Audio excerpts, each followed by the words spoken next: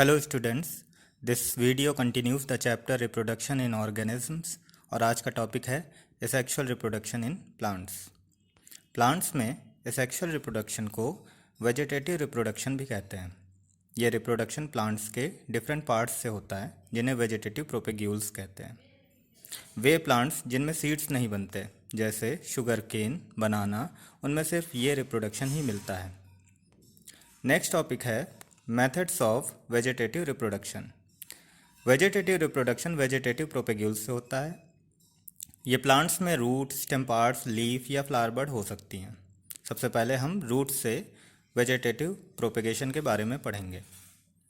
Sweet potato, dahlia जैसे plants में root vegetative propagation में हेल्प करती है।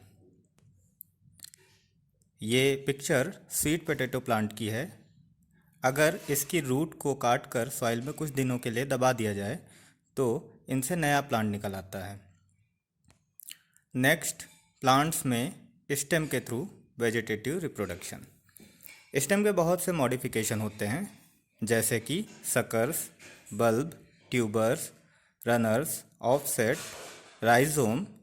इनके बारे में हम क्लास 11 के में पहले ही पढ़ चुके हैं। ये स्टेम पार्ट्स वेजिटेटिव रिप्रोडक्शन में हेल्प करते हैं। फॉर एग्ज़ाम्पल, ये पोटैटो ट्यूबर है और ये जिंजर राइजोम। दोनों ही स्टेम के मॉडिफिकेशन हैं। अगर इनके टुकड़ों को काट कर सॉइल में दबा दिया जाए तो इनसे नए प्लांट्स निकल आते हैं। यहाँ दो इम्पॉर्टेंट पॉइंट्स डिस्कस करना बहुत ज़रूरी है। फर्स्ट, वेजिटेटिव प्रोपेगेशन में स्टोर्ड फूड ज़रूर होता है। ये वेजिटेटिव प्रोपेग्यूल्स हैं जिनमें काफ़ी ज़्यादा फूड स्टोर है। दूसरा, इनमें एडवेंटिशियस बर्ड्स मिलती हैं। पोटैटो में एडवेंटिशियस बर्ड्स कुछ स्पेशल स्कार के फॉर्म में मिलती हैं जिनको आइज कहते हैं। अगर हम पोटैटो के इन स्लिप्स को काट कर ज़मीन में दबा दें तो इनसे नया प्लांट निकल आता है। लेकिन अगर हम पोटैटो के उन टुकड़ों को काट कर दबाएं जिनमें ये आइस नहीं है, यानी एडवेंटिशियस बर्ड्स नहीं हैं, तो इनसे नया प्लांट नहीं बनता। इसका रीज़न ये है, एडवेंटिशियस बर्ड्स में मेरिस्टेमेटिक टिश्यू होता है और हम जानते हैं कि मेरिस्टेमेटिक टिश्यू में ग्रो करने की और सेल डिवीज़न करने की पावर होती है।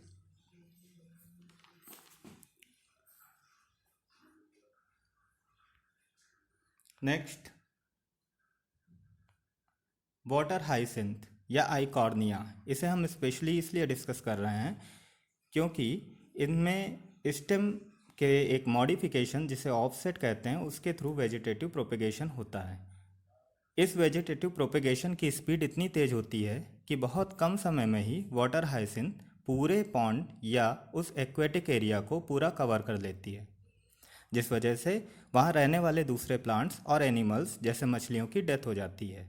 इसीलिए इस प्लांट को टेरर ऑफ बंगाल भी कहते हैं। क्या आपको पता है कि यह प्लांट इंडिया में नहीं मिलता था और इसे इसके सुंदर फूलों और शेप ऑफ लीव्स की वजह से बाहर से लाया गया था। इस पिक्चर में वाटर हाइसिंथ के ऑफसेट को दिखाया गया है जिसके लगातार ग्रो करने से नए प्लांट्स पैदा होते रहते हैं। नेक्स्ट, वेजिटेटिव प्रोपेगेशन लीव्स के थ्रू। बिगोनिया, ब्रायोफिलम में पत्तियों में फूड स्टोर रहता है और एडवेंटिशियस बर्ड्स मिलती हैं जिनसे ये लीव्स के थ्रू वेजिटेटिव रिप्रोडक्शन करते हैं। अगर इन लीव्स को ज़मीन में दबा दिया जाए तो इनसे नया प्लांट निकल आता है। नेक्स्ट, बल्बिल्स के थ्रू।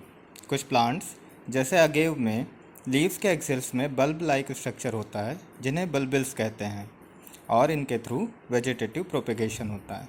अगर ये बल्बिल्स ज़मीन पर गिर जाती हैं तो नया प्लांट बना लेती हैं। हमने वेजिटेटिव रिप्रोडक्शन कंप्लीट कर लिया है।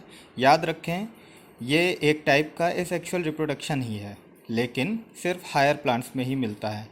अब हम एल्गी में एसेक्सुअल रिप्रोडक्शन के बारे में पढ़ेंगे।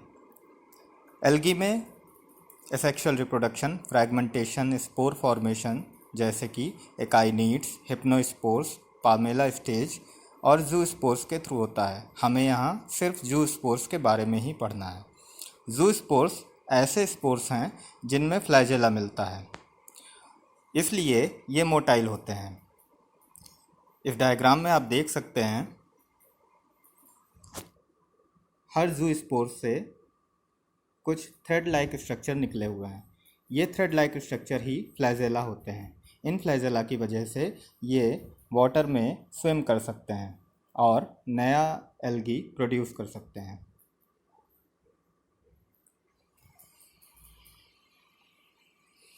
नेक्स्ट, कोनिडिया के थ्रू।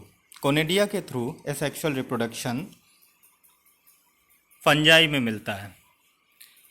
सबसे खास बात, कोनिडिया एक्सोस्पोर्स हैं। ये चेन लाइक स्ट्रक्चर में फंजाई पे प्रोड्यूस होते हैं।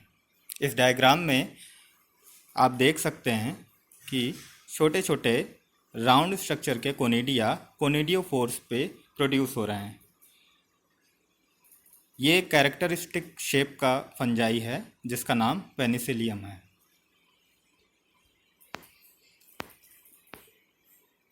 एक बहुत इम्पॉर्टेंट बात एल्गी और फंजाई के बारे में कि ये जनरली एसेक्सुअल रिप्रोडक्शन ही करते हैं, लेकिन जैसे ही इन्वायरमेंट कंडीशन अनफेवरेबल हो जाती हैं ये सेक्सुअल रिप्रोडक्शन करने लगते हैं। ऐसा क्यों होता है इसके बारे में हम तब डिस्कस करेंगे जब सेक्सुअल रिप्रोडक्शन के बारे में पढ़ेंगे। अब लास्ट में हम जानेंगे कि वेजिटेटिव रिप्रोडक्शन कैसे एसेक्सुअल रिप्रोडक्शन के सिमिलर होता है। पहला, दोनों ही रिप्रोडक्शन में एक ही पेरेंट की ज़रूरत होती है। दोनों ही रिप्रोडक्शन में गैमीट फॉर्मेशन और गैमीट फ्यूजन नहीं होता है। दोनों ही रिप्रोडक्शन में माइटोटिक सेल डिवीज़न तो मिलता है पर मेयोटिक सेल डिवीज़न एब्सेंट होता है। डॉटर इंडिविजुअल दोनों ही रिप्रोडक्शन में जेनेटिकली और मॉर्फोलॉजिकली सिमिलर होते हैं। इनमें कोई भी वेरिएशन नहीं होता है, इसलिए ये सारे क्लोन होते हैं। दोनों ही रिप्रोडक्शन काफ़ी फास्ट और रैपिड होते हैं। दोनों ही रिप्रोडक्शन का इवोल्यूशन में कोई भी कंट्रीब्यूशन नहीं होता है। नेक्स्ट, जूस्पोर्स और कोनिडिया में डिफरेंस। एल्गी में मिलने वाले जूस्पोर्स ग्रीन कलर के होते हैं क्योंकि इनमें क्लोरोफिल मिलता है, जबकि कोनिडिया फंजाई में मिलते हैं और इनमें क्लोरोफिल नहीं होता है। जूस्पोर्स मोटाइल होते हैं क्योंकि इनमें फ्लैजेला मिलता है, जबकि कोनिडिया में फ्लैजेला नहीं होता है, इसलिए ये मोटाइल नहीं होते हैं। जूस्पोर्स इंडोस्पोर्स हैं। ये थैलस के अंदर प्रोड्यूस होते हैं, जबकि कोनिडिया कोनिडियोफोर्स पर प्रोड्यूस होते हैं जो कि थैलस के बाहर होता है। इस वीडियो में इतना ही।